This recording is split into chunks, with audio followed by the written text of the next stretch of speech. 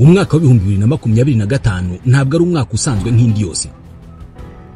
Donald Trump yagarutse ku butegetsi muri Leta Zunze Ubumwe za Amerika, Elon Musk ajya muri guverinoma ya Amerika, intambara muri Ukraine no mu burasirazuba bwa Kongo zihindura icyerekezo, kandi umuyobozi wa Kiliziya Gatolika ku isi Papa Francis yitabye Imana.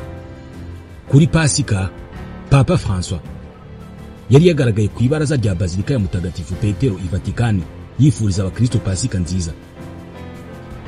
Yapfiriye aho yaratuye muri Casa Santa Marta i Vatikani, nk'uko byemejwe n'urwego rushinzwe gutangaza amakuru i Vatikani. Abayobozi b'ibihugu bitandukanye bakomeje gutanga ubutumwa bwo kumwunamira. Perezida w'Ubufaransa Emmanuel Macron yamwise umugabo wicishaga bugufi, naho Minisitiri w'Intebe w'Ubuholandi Dick Schoof yavuze ko yari icyitegererezo ku bayoboke ba Kiliziya Gatolika n'abatari bo.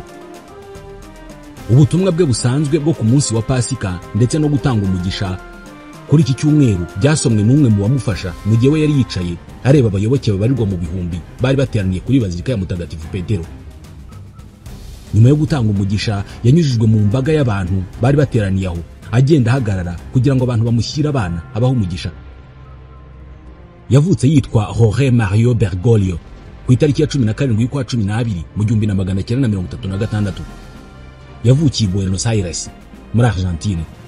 Yari imfura mu bana batanu ba Mario José Bergoglio ndetse na Reina Maria Sivori. Mario Bergoglio yari umucungamutungo w'umwimukira mu Butaliyani. Reina Sivori we yari umumama ukora akazi gasanzwe ko kwita ku bana mu rugo. Yavukiye i Buenos Aires mu muryango w'abaromani bo mu majyaruguru y'Ubutaliyani. Umuryango wa Mario Bergoglio wahunze Ubutaliyani mu 1929 uhunze ubutegetsi bw'igitugu bwa Benito Mussolini. Nk'uko Maria Elena Bergoglio, mushiki wa Papa François, akaba ari nawe wenyine usigaye mu bo bavukanye, yabivuze ngo ntabwo bavuye mu Butaliyani kubera impamvu z'ubukungu. Abandi bavandimwe be ni Oscar Adrian, Marta Reina ndetse na Alberto Horacio. Umwishywa wa Papa François witwa Cristina Bergoglio ni umunyabugeni ubi Madrid muri Espagne. Mu mwaka wa 6 w'amashuri abanza, Jorge Mario Bergoglio yagiye kwiga mu ishuri rya Wilfred Baron de los Santos Angeles, ryari ry'umuryango w'abaseleziyani wa Don Bosco, riri ahitwa Ramos Mejia muri Buenos Aires. Nyuma yaho yakomereje amashuri yisumbuye ya tekinike ku ishuri rya Escuela Tecnicia Industrial No. 27 Hipólito Yrigoyen. Yize ibijyanye n'ubumenyi bw'ibinyabutabire aho kuri impamyabumenyi mu by'imiti. Muri urwo rwego yakoze imyaka myinshi mu ishami rishinzwe iby'ibiribwa mu kigo cya Iketia Bachmann Laboratory. Mbere yaho yigeze gukora nk'ucunga umutekano, abitwa bouncer, ndetse yanabaye umuplanto cyangwa se ibyo gukora isuku. Ku myaka 21 y'amavuko, nyuma yo kurwara umusonga ukabije hafi gupfa, yaciwe igice cy'uruhande rumwe rw'igihaha. Bergoglio yahisemo kwinjira mu muryango w'abihaye Imana w'abayezuite mu mwaka w'1958 nyuma yo gukira ya ndwara ikomeye y'ibihaha. Yahawe ubusaserdoti mu 1969. Kuva mu 1973 kugera mu 1979 yabaye umuyobozi mukuru w'abayezuite muri Argentine. Mu 1998 yagizwe archiepiscopi wa Buenos Aires. Hanyuma mu 2001 Papa Yohani Paulo wa kabiri amugira umukardinal. Yayoboye Kiliziya Gatolika yo muri Argentine mu gihe cy'imvururu zabaye mu kwezi kwa 12 mu 2001. Abategetsi ba kiriya gihe barimo Néstor Kirchner na Cristina Fernández de Kirchner bamufataga nk'uhanganye nabo muri politike. Nyuma y'uko Papa Benedicto wa 16 yeguye ku itariki ya 28 y'ukwa kabiri mu 2013, inama y'abakardinal yahise itora Bergoglio nk'umusimbura we ku itariki ya 13 y'ukwezi kwa gatatu muri uwo mwaka. Yahisemo kwitwa Francisco cyangwa François mu rwego rwo guha icyubahiro Mutagatifu François d'Assise. Mu buzima bwe, Papa Francisco yarazwiho kwicisha bugufi, gushyira imbere imbabazi z'Imana, kugaragara cyane mu rwego mpuzamahanga kwa Papa, kwitangira abakene no guharanira ibiganiro hagati y'amadini. Yamenyekanye kandi ku buryo bwe bworoshye mu kuyobora, uhereye nko kuba yarahisemo gutura muri Domus Sanctae Martae, aho kuba mu nzu y'abapapa iri mu ngoro ya Gikristo Apostolic Palace aho abapapa bamubanjirije bari basanzwe batuye. Papa François yemereye abagore kujya mu myanya y'ubuyobozi bwuzuye mu nzego zitandukanye za Vatikani. Yakomeje kugaragaza ko Kiliziya Gatolika ikwiye kugira impuhwe ku bagize umuryango w'abaryamana nabo bafite ibitsina bimwe, avuga ko nubwo umugisha ku bashyingiranywe bahuje ibitsina udashobora gutangwa mu buryo bwa liturujia, abantu ku giti cyabo bashobora guhabwa umugisha. Yamaganaga gukabya k'ubucuruzi n'imibereho ishingiye ku bukungu bukabije, akanashyira imbere guhangana n'imihindagurikire y'ikirere nk'inkingi y'ubuyobozi bwe. Yatangaje ko igihano cy'urupfu ari ikibi ku buryo budakemangwa, kandi ko Kiliziya Gatolika iharanira ko gikurwaho burundu. Mu bijyanye na diplomasi mpuzamahanga, yamaganye izamuka ry'ubutegetsi bw'abahezanguni bagendera ku bya kera mu bihugu bitandukanye, asaba ko kuryamana abantu bafite ibitsina bimwe bidakwiye kugirwa icyaha mu mategeko y'ibihugu. Yagize uruhare rukomeye mu gusubizaho umubano wa diplomasi hagati ya Leta Zunze Ubumwe za Amerika na Cuba. Yagiranye kandi amasezerano n'Ubushinwa ku bijyanye n'uburyo abakomuniste bagira uruhare mu itorwa ry'abepiskopi b'Abashinwa. Yanashyigikiye cyane impunzi, avuga ko uburenganzira bwazo ari inshingano ya buri wese, anenga politike zanga bimukira zirimo iza Perezida Donald Trump. Mu 2022 yasabye imbabazi ku ruhare rwa Kiliziya Gatolika muri jenoside bivugwa ko yakorewe umuco yakorewe abasangwa butaka bo muri Canada.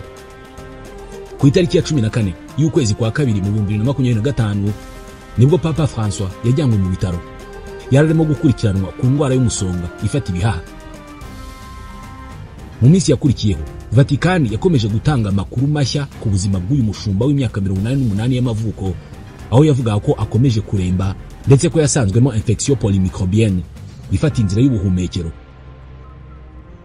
Papa François yakunze kurangwa n'uburwayi butandukanye kuva akiri muto, kubera ko nko mu 2023 yarwaye indwara ya abdominal hernia ibyatumye abagwa. Yigeze kandi kurwara yitwa pleurésie, ariyo ndwara yibasira ibihaha, aho agafuniko karinda ibihaha kitwa plèvre kababuka. Ibi byatumye igice cy'igihaha cye cy'iburyo gikurwaho ubwo yari afite imyaka 21 y'amavuko. Papa François yarwariye mu bitaro byagenewe abapapa i Vatikani, babyita Hôpital des Papes, aho yari arwariye mu cyumba cyihariye kirimo etage ya 10.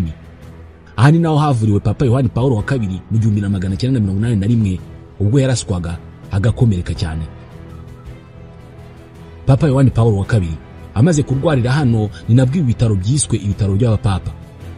Imbere y'ibitaro hari ishusho nini cyane ya Jean Paul II, hari naho abakristu bari bamaze iminsi bateraniye basabira umushumba wa Kiliziya Gatolika ku isi.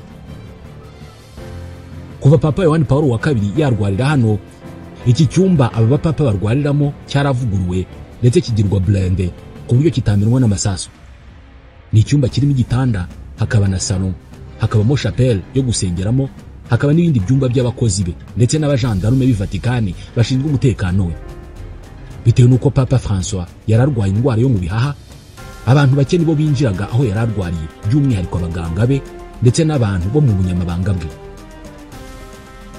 Ibi ni byo bitaro binini kandi byiza biri mu Butaliyani. Papa François apfuye yararwariye muri ibyo bitaro inshuro 3. Tugiye kuvuga ku buzima bwa Papa François, by'umwihariko turavuga ku mpinduka zikomeye zabaye muri Kiliziya Gatolika kuva Papa François yajya muri izi nshingano ku itariki ya 13 y'ukwa gatatu mu mwaka wa 2013. Mu kwezi kwa 9 mu mwaka wa 2024 umushumba wa Kiliziya Gatolika ku isi Papa François yasuye Jakarta, umurwa mukuru wa Indonesia. Iki nicyo gihugu gituwe n'abayisilamu benshi ku isi. Papa François yahisemo iki gihugu nk'igihugu cya mbere cyo gusura muri Aziya y'Amajyepfo y'Uburasirazuba. Kubera iki? Kubera ko Indonesia usibye kubamo abayisilamu benshi ni n'igihugu cy'uruhurirane rw'amadini. Amateka y'iki gihugu yatumye kibamo aba-Hinduiste, aba-Buddhiste, hanyuma abayisilamu tutibagiwe n'abakristu bahageze biturutse ku kuba iki gihugu cyarakoronijwe n'Abanyaportugal n'Abahorandi. Ibiganiro n'imibanire hagati y'amadini atandukanye ni umwe mu butumwa bw'ingenzi bisa naho Papa François yashyize imbere kuva yatangira kuyobora Kiliziya Gatolika ku isi. Papa François ashyirwa ku rutonde rw'abayoboye Kiliziya Gatolika bazi cyane iby'ububanyi n'amahanga cyangwa se diplomasi. Aha ni byiza kutibagirwa ko abashumba ba Kiliziya Gatolika baba ari n'abakuru b'igihugu. Papa abanayobora igihugu cya Vatikani. Iki ni igihugu gito cyane mu buso, ariko gikomeye cyane mu bubanyi n'amahanga ku isi. Ni igihugu gito cyane kiri rwagati mu mujyi wa Roma mu Butaliyani. Igihugu gipima hegitari 44 zonyine, kikagira abaturage batageze ku 1000. Igihugu kikaba n'umujyi wa Vatikani, kirimo bazilika yitiriwe Mutagatifu Petero. Iyi bazilika yubatswe ku mva ya Mutagatifu Petero, umwe mu ntumwa 12 za Kristo, yapfuye nk'uwahowe Imana mu mwaka wa 67. Mu mwaka wa 1505 ubwo Kiliziya yayoborwaga na Papa Jules II, nibwo bazilika yitiriwe Mutagatifu Petero yubatswe nk'uko imeze uyu munsi. Ifite uburebure bwa metero 167 n'ubugari bwa metero 150. Niyo Kiliziya nini kurusha izindi zose ku isi, kandi irimo imitako, ibimenyetso n'amashusho menshi cyane. Mu myaka myinshi ishize, ku nkengero z'iyi bazilika hubatswe Palais Apostolique, ari naho hari icumbi rya Papa. Hari Chapelle Sixtine yamamaye cyane tuza no kuvugaho. Hari inzu ndangamurage za Vatikani. Hari amasomero n'ubusitani. Ubusitani bugize 1/2 cy'igihugu. Iki gihugu gito cyane gifite gare, gifite iposta, gifite radio ivuga mu ndimi 33 n'ikinyamakuru gisohoka buri munsi. Vatikani inafite igisirikare cyayo cyitwa Garde Suisse, kizwi cyane kubera impuzankano cyambara ifite amabara menshi. Inshingano z'iki gisirikare ni ukurinda umutekano wa Papa. Vatikani kandi ifite ubundi butaka bwinshi ahantu hatandukanye muri Roma. Ifite chateau izwi cyane ya Palais Castel Gondolfo, ari ryo cumbi rya Papa ryo mu mpeshyi. Iyi chateau iri ku birometero 25 mu majyepfo ya Roma. Vatikani ni igihugu kigendera ku bwami bushyirwaho mu buryo wakwita butagatifu. Papa atorerwa izi nshingano ngo azazimare mu buzima bwe bwose. Ayobora Kiliziya Gatolika ku isi, akayobora na Vatikani. Atorerwa mu nteko yihariye yitwa conclave, agatorwa n'abakardino bafite munsi y'imyaka 80 y'amavuko. Atorwa ari uko 2/3 by'aba bakardinal bemeye kumuhitamo nk'umushumba wa Kiliziya Gatolika. Ku itariki ya 13 y'ukwa gatatu mu 2013, umukardinal w'umunya-Argentine Jorge Mario Bergoglio niwe watowe asimbura Benedicto wa 16. Kuva icyo gihe batangiye kumwita Papa François. Ababaye Papa wa 266 ubayeho kuva Kiliziya Gatolika yabaho. Yabaye Papa wa mbere utari umunyaburayi, kandi aba Papa wa mbere wo mu muryango w'abihaye Imana b'abajesuite. Papa umaze gutorwa ababaye umuyobozi w'idini Gatolika ku isi yose. Gutorwa kwe binyura mu nzira ndende, ari nabyo tugiye kureba. Iyo umupapa yitabye Imana yarakiri mu nshingano, kugira ngo bemeze ko yapfuye, hari umuntu umwe uba ugomba kubitangaza kandi agakora imihango yihariye. Urupfu rwa Papa rwemezwa n'umwe mu bakardinali babiri bafite inshingano zitwa Camerlingue. Uyu muhango ubera muri imwe muri chapelle z'i Vatikani. Inyandiko zimwe zivuga ko uyu mukamerlingue afata akanyundo gato cyane kabugenewe akagakubita mu mutwe wa Papa wapfuye, ariko akabikora buhoro, akabikora muhamagara mu izina mu ijwi riranguruye. Iyo Papa atitabye, ubwo mukamerlingue ahita atangaza urupfu rw'umuyobozi wa Kiliziya Gatolika. Gusa iyi nkuru y'akanyundo hari abayinyomoza bakavuga ko uyu mukardinal ahamagara Papa mu izina rye mu ijwi riranguruye, atamwitaba agahita atangaza urupfu rwe.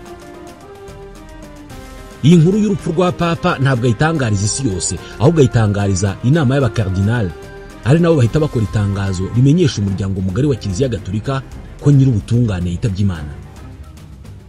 Ibi byose ariko ni imihango, kubera ko abaganga be baba bamaze kwemeza bidasubirwaho ko umushumba wa Kiliziya Gatolika ku isi yitabye Imana.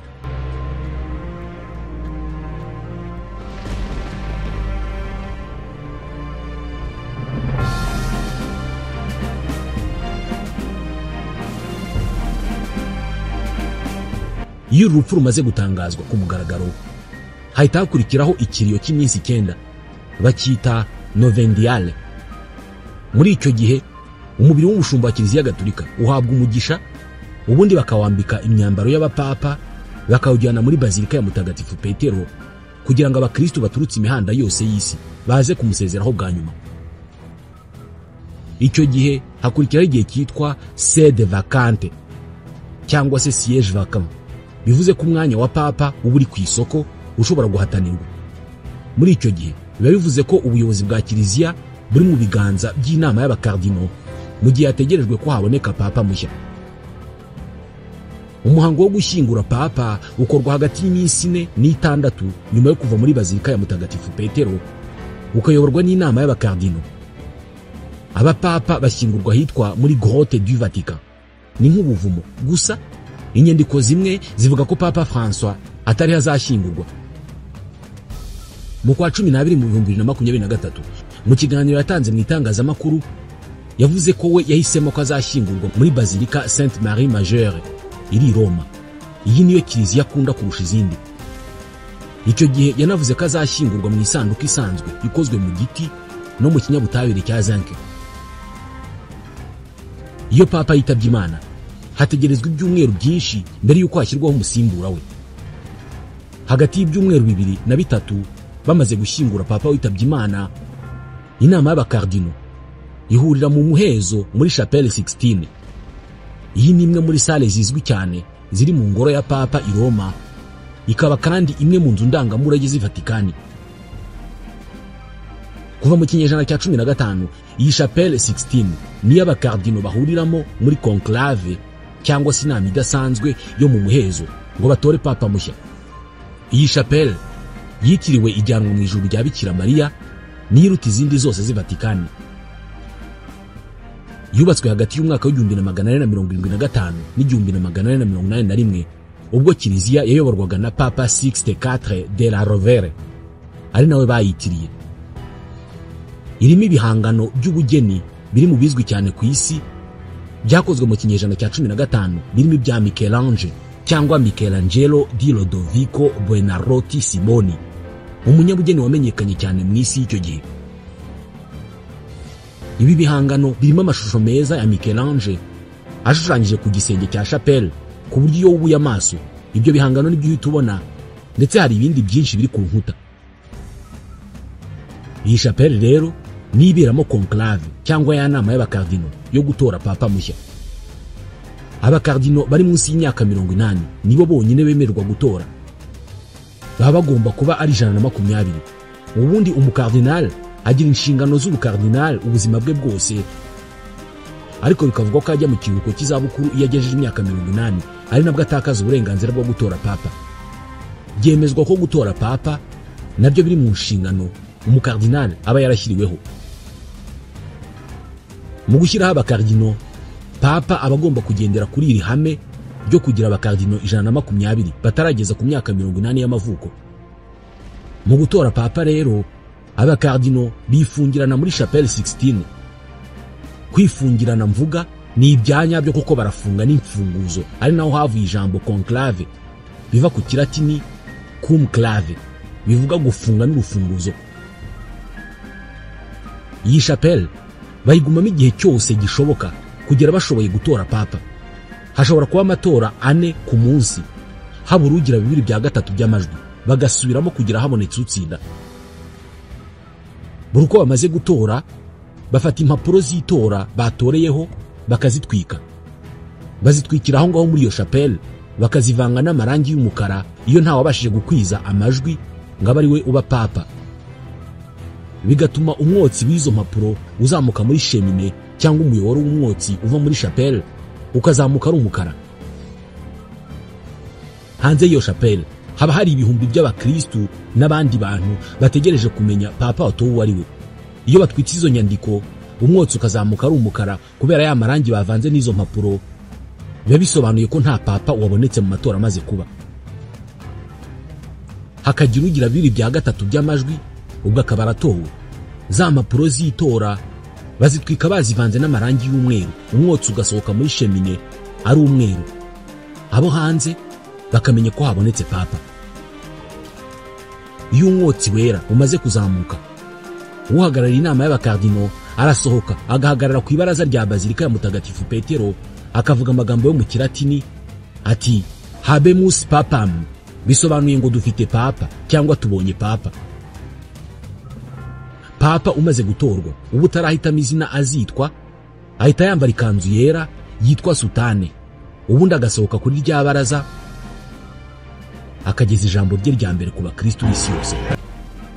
Nubwo mu buryo bwa teori cyangwa se mu buryo bw'imyemerere buri mukristo w'igitsina gabo wabatijwe aba ashobora kuba papa, mu bikorwa papa horatorwa mu bakardino kuva mu myaka 100 ishize. Amatora akorwa hagati y'itsinda rito ry'abakardino. Ibinyamakuru mu Burayi muri iyi minsi byanditse ko Papa François yakoze ibishoboka byose mu mezi ashize kugira ngo uzamusimbura azaba ari umukardinal usanzwe afite intego zimwe nawe ku bijyanye na kiliziya.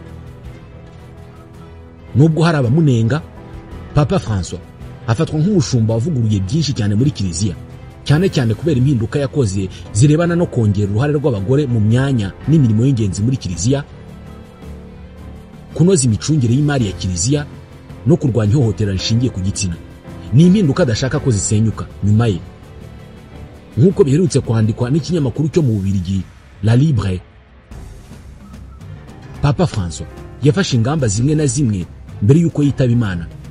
Yagize Cardinal Giovanni Battista umuyobozi w'inama y'abakardinal, umwanya w'ingenzi cyane mu matora y'umusimbura wa papa. Uyu mwanya uzamwongerera imbaraga mu gufasha kuzagena uzaba papa. Uyu ni umukardinal w'umutaliyani wabaye vice doyen w'abakardino guhera mu 2017, aza kuba doyen mu 2020. Mu mwaka ushize yujuje imyaka 90 y'amavuko. Niwe mukuru kuruta abandi, ariko byemezwa ko ari we mukardinal ufite icyizere cyose cya Papa François. Bivugwa ko amwumva cyane kandi bemeranya kuri byinshi birimo amavugurura akenewe cyane muri kiliziya. Ubwo Benoit XVI yashyingurwaga ku itariki ya 5 y'ukwa mbere mu 2023, Cardinal Giovanni Battista niwe wahaye umugisha isanduku ye ndetse niwe wasomye misa. Mu kiganiro Papa François yigeze gutangaza amakuru mu 2023, yavuze ko Cardinal Giovanni ari we mukardinal ujya atinyuka kumuhakanya cyangwa se kutemeranya nawe mu ruhame, kandi ngo akamugira inama zubaka. Ntabwo ari abakardino benshi bashobora gukora ibintu nk'ibi kuva umupapa wo muri Argentine yatangira kuyobora kiliziya gatolika.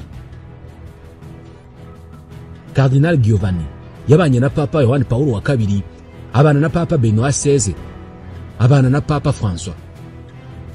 Ku bijyanye n'abakandida, amazina 3 avugwa cyane nk'ashobora kuvamo umusimbura wa Papa François ni Cardinal Pietro Parolin w'umutaliyani.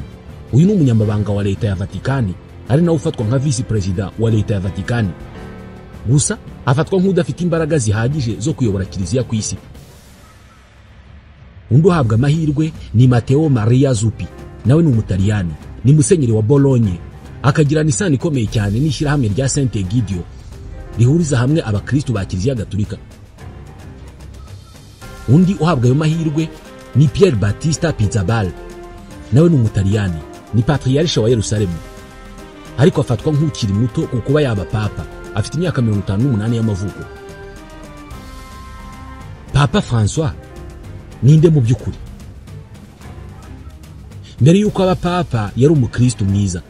Ibi buri wese arabizi. Abyuka buri gihe saa 10 za mu gitondo agasenga mu gihe cy'amasaha 2. Bivuga ko ari mu bapapa begereye rubanda cyane kurusha abandi. Interuro yamenyekanye cyane kuri we ni L'Église n'est jamais fatiguée de pardonner. Kiliziya ntabwo yigeze irambirwa kubabarira. Ku itariki ya 13 y'ukwa gatatu mu 2013 ku isaa 1:06 z'umugoroba, nibwo umwotsi wera wazamutse mu gisenge cya Chapelle Sixtine muri Bazilika ya Mutagatifu Petero. Abakardino bari bateraniye muri conclave, bari bamaze gutora papa mushya. Ubwo François yasohokaga ku rubaraza, abantu bakamubona bwa mbere nka papa mushya, babonye umusaza useka kandi wiyoroheje cyane. Abakardino bari bamaze kumutora ku bwiganze, nibo bonyine bari bazi neza ko batoye umuntu bahaye inshingano zirimo gukora isuku muri banki ya Vatikani, agakuramo abajura n'abariganya bayibagamo. Bari bazi neza kandi ko batoye umuntu uzashyira umucyo mu mutungo wa kiliziya wari waramunzwe n'abasahuzi, kandi agashyira iherezo ku makimbirane no kurwanira ubutegetsi muri kiliziya gatolika. Icyo abakardino batari bazi ni uko uyu mushumba bari batoye yari agiye kurwana intambara zose za kiliziya n'izo batatekerezaga ko azarwana. Mu kwezi kwa kabiri mu 2013 ubwo Benoît XVI yeguraga, byavuzwe ko atari agifite imbaraga zihagije zo kuyobora ubwami bungana nka Kiliziya Gatolika. Isohoka ry'inyandiko z'ibanga zo muri Kiliziya bitateguwe, ubugambanyi bwavuzwe mu buyobozi bwa Kiliziya Gatolika, ubusambanyi n'ibindi bibazo byinshi byagaragazaga ko Benoît XVI atari agishobora kugenzura Curie Romaine. Iyi ni guverinoma ya Kiliziya Gatolika. Akimara kwegura, abakardino bari babizi neza ko bagomba gutunganya urwego rukomeye muri Kiliziya Gatolika. Ku itariki ya 13 y'ukwa gatatu ubwo batoraga Papa François, bari bamuhaye mission yo gutunganya Kiliziya. Abantu batangiye kuvuga ko Benoît XVI yari umushumba wa Kiliziya, ariko François ngo yaje ari umuyobozi. Kiliziya Gatolika yari ibonye patron ufite ku mugongo we ibibazo bitagira ingano byari mu buyobozi bwa Kiliziya.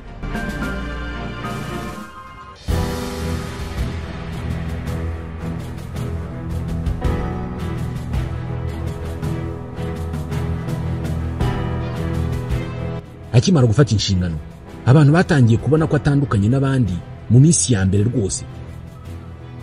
Batangira kubona ko adashaka kwambara imyambaro bamenyereye ya papa, babona akunda kwigendera mu modoka isanzwe iciriritse aho kugenda muri Mercedes agenerwa n'akazi.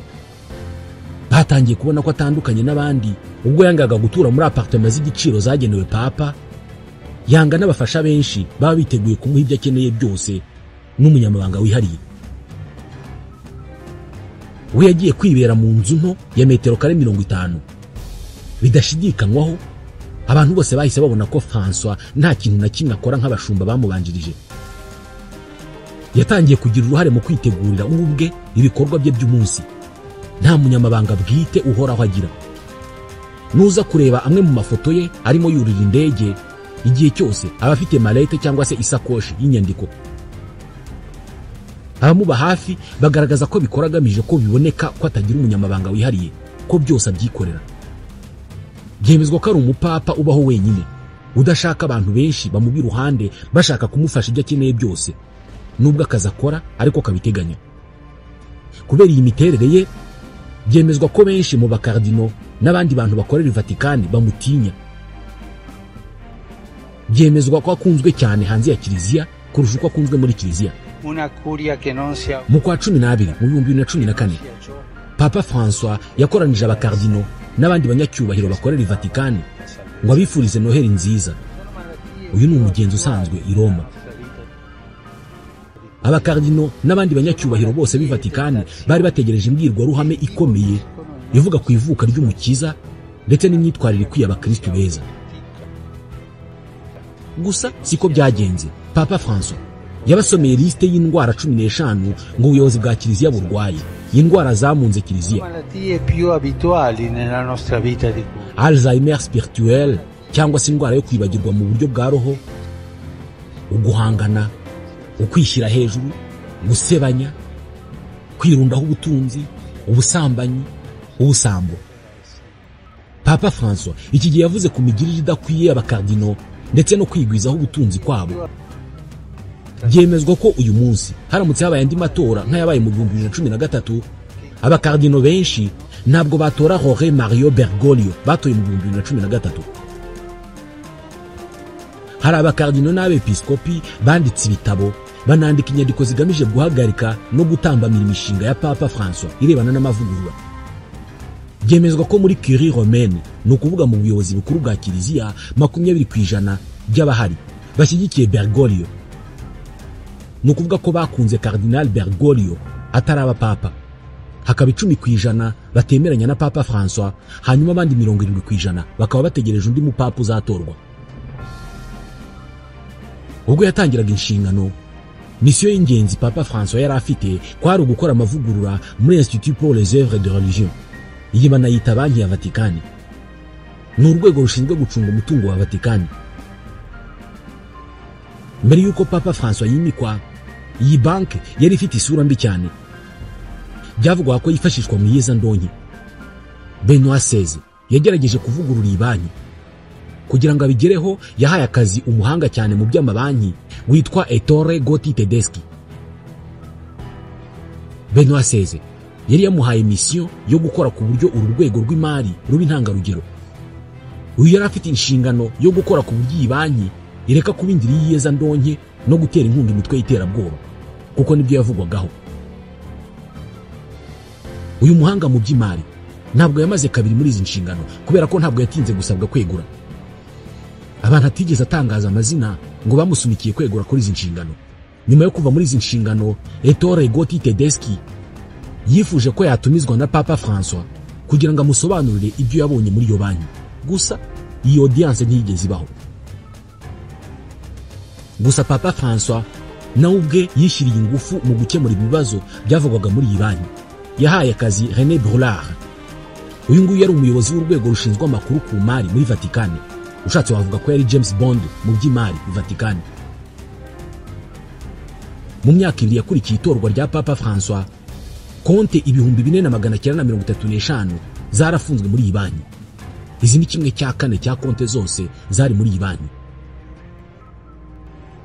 Biragoye kwizera ko ibintu nk'ibi ngibi nta bantu byarakaje mu buyobozi bwa Vatican, cyane cyane iyo utekereje ko Papa François yanagiye kure akavuga ko usibye gufunga izi konte ashobora no gufunga iyi banki ikavaho burundu.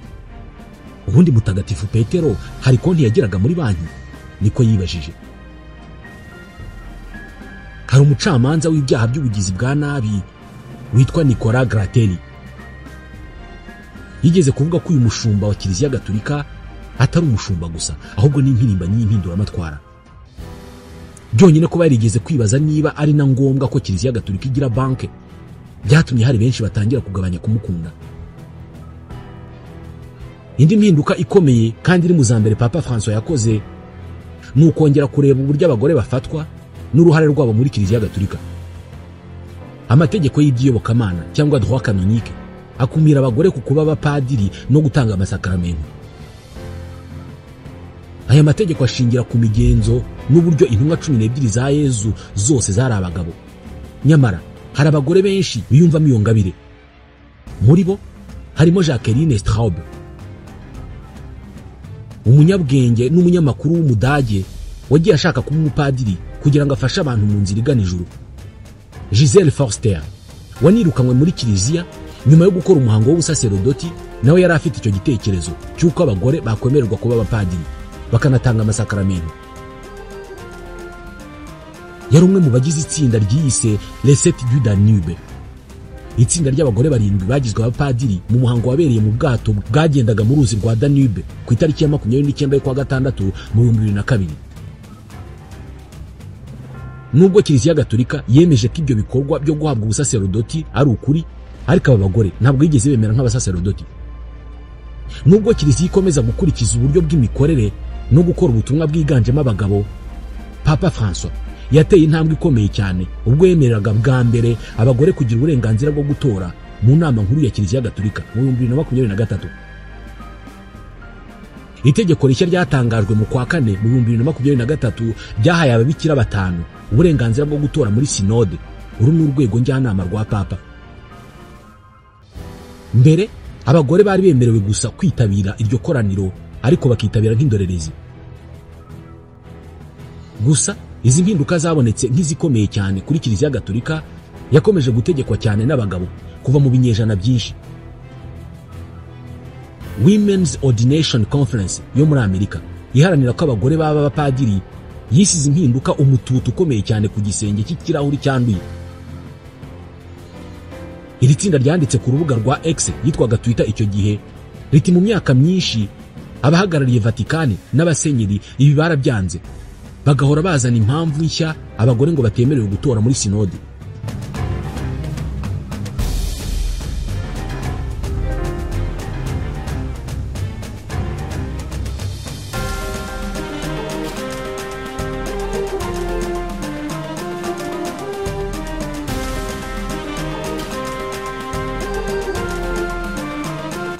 Mu zindi mpinduka zikomeye, Papa François yategetse ku mugaragaro abasaserodoti kujya baha umugisha abakundana cyangwa se abaryamana bafite ibitsina bimwe.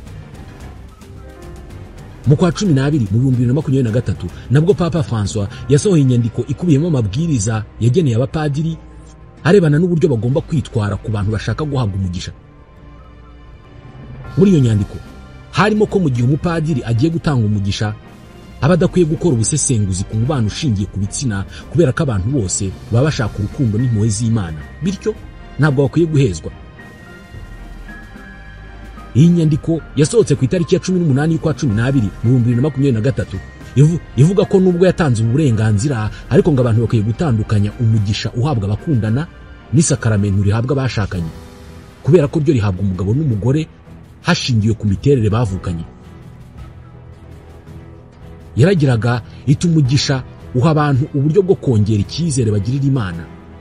Gusaba umugisha ni urubuto rwa Roho Mutagatifu rukwiye kubungabungwa ntirubangamirwe.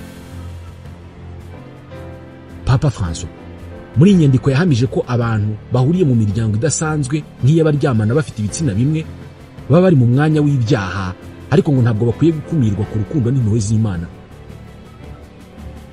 Ubusanzwe Kiliziya Gatolika yari ifite amahame yo mu 2021 abuza abashumba guha umugisha abahisemo gukundana no kuryamana bahuje ibitsina,